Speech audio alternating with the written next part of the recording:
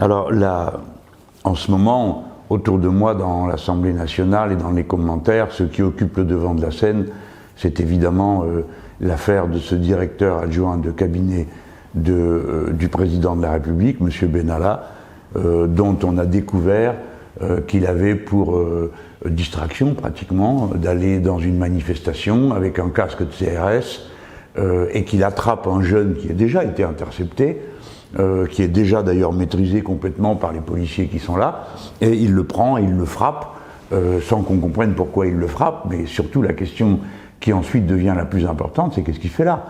Avec un brassard sécurité, c'est-à-dire c'est un brassard de police, et il a un casque de policier sur la tête alors qu'il n'est pas policier, et qu'il n'a aucune raison d'être dans cette tenue, à cet endroit, en train de se livrer à cette activité sadique.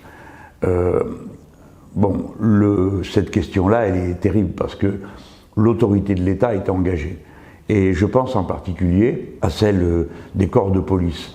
Parce que pour nous, les citoyens, et les élus aussi, bien sûr, nous posons la question, est-ce que c'est fréquent qu'il y ait parmi les policiers des gens qui ne sont pas des policiers, mais qui viennent avec un brassard et font le coup de poing au milieu de leurs activités sans que personne ne dise rien?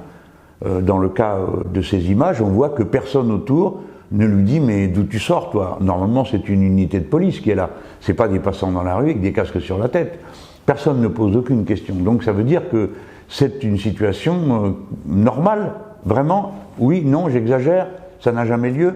Combien il y en a comme ça qui viennent dans les lignes des policiers pendant les manifestations, taper sur des manifestants pour se distraire, ou en service commandé. Je veux dire, est-ce qu'il y a une milice qui fonctionne, qui est là, et qui vient à chaque fois qu'il y a une manifestation avec des brassards sécurité faire la pointe des forces de l'ordre?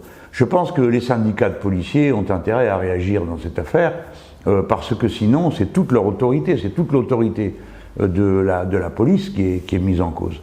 Et bien sûr, c'est aussi l'autorité de l'État. Que fait le ministre de l'Intérieur? À l'heure à laquelle je parle, il a été étonnamment muet. Est-ce qu'il contrôle vraiment ce qui se passe? Est-ce que c'est lui qui donne les autorisations pour des personnes qui ne sont pas dans le service d'entrer dans les manifs? Parce que on a eu deux informations ce matin, nous sommes jeudi. La première qui dit qu'il avait une autorisation, dans ce cas qui la lui a donnée, et la seconde qui est celle du garde des Sceaux qui dit qu'il n'avait pas d'autorisation. Donc c'était en quelque sorte une initiative personnelle, ce qui repose des problèmes que je soulevais tout à l'heure, qui et combien de fois est-on autorisé à venir parmi les policiers à titre personnel avec un casque pour frapper des manifestants, pour se distraire ou pour une autre activité, je ne sais pas laquelle. Voilà, donc c'est un événement d'une extrême gravité. Mais finalement, vous voyez, toute la semaine aura été marquée par des moments où l'on voyait apparaître bizarrement, tout d'un coup, le visage grimaçant d'une autorité absolue de la monarchie présidentielle. Là, le monarque a ses hommes de main. Ici, il s'agit du chef adjoint de cabinet. C'est un titre important parce que c'est le chef de cabinet, c'est la personne qui organise tous les déplacements du chef de l'État et tout ce qui va autour, c'est-à-dire toute la logistique. Donc ce gars est adjoint et prend la décision d'aller frapper des manifestants dans sa journée. Donc c'est quelqu'un qui est très directement lié à la personne du président de la République. Je peux vous dire que quand on est un ministre, ce qui a été mon cas, ou qu'on a une responsabilité de cette nature, la personne qu'on voit tous les jours, c'est le chef de cabinet, parce que c'est lui qui va organiser votre planning et vous dire à telle heure vous êtes à tel endroit, à telle heure vous êtes à tel autre, là ça se passe comme ça, là ça se passe comme ça. Le chef de cabinet est la personne la plus proche de vous chaque jour, parce qu'elle s'occupe des conditions matérielles de l'exercice de votre mandat. Donc là, c'est quand même un très proche qui s'est senti assez libre pour aller faire le coup de poing, qu'on ne me dise pas que c'était exceptionnel. Mais la même semaine, on a eu les Champs-Élysées.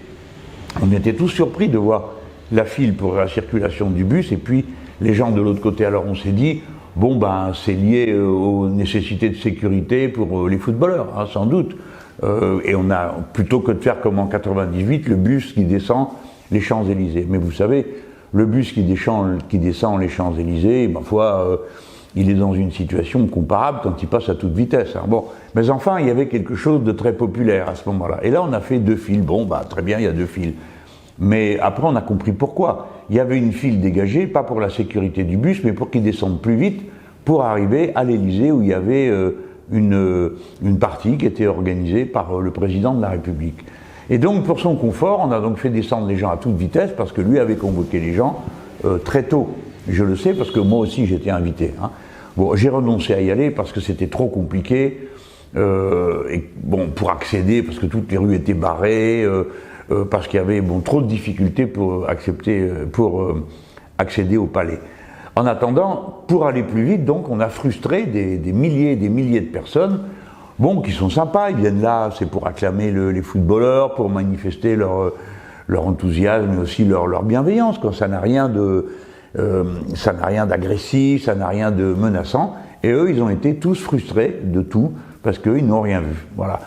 Et je trouve que ça, c'est une autre image de la semaine, où on voit la violence du pouvoir absolu qui s'impose par-dessus tout. C'est une violence où il n'y a pas de violence, pas comme dans le cas de M. Benalla, qui va personnellement se défouler, mais là, c'est une violence sans que ça se voit. Mais elle est là, parce que pour tous ces gens, c'était une violence de voir passer le bus à toute vitesse, juste pour être à temps à la fête qui était proposée à l'Élysée et réservée à quelques-uns.